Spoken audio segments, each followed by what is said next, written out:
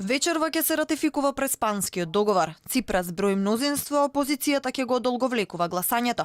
Расправата меѓу пратениците започна откако вчера 16 часа жестоко се дебатираше и се обвинуваше грчката влада. Опозицијската Нова демократија најави дека сите нејзини членови пријавени за збор ќе се обратат и нема да се повлечат. Овој чекор се толкува како одолговлекување на гласањето, со тоа што ќе се покаже дека владата има тешка опозиција. Вкупно 205 пратеници се пријавени. Меѓу нив не спаѓаат министрите и лидерите на партиите кои можат да излезат на говорницата кога ќе одлучат и да зборуваат по 1 час. Во исчекување се обраќањата на премиерот Ципрас и опозиционерот Мицотакис. Вчера Нова демократија ја повлече одлуката да го цензурира процесот и да бара гласање за недоверба на владата.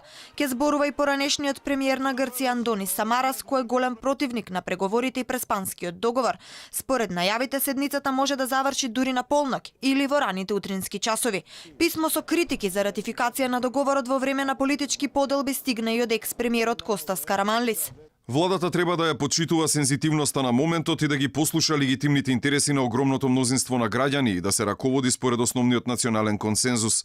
Не е дозволено националните прашања од ваква голема важност да доведат до клима на политички поделби. Во меѓувреме екс-министерот за одбрана Каменоц денеска цел ден објавува видеоспотови како театар за јавноста. Во едно од видеата го прикажува Константинос Караманлис, основачот на Нова демократија, а на другото видео премиерот Заев. Протести вечерва се очекуваат во Атина, Солун и Лариса. Членовите на Комунистичката партија на Грција ставија на Акропол 2 пануа со порака против Преспанскиот договор.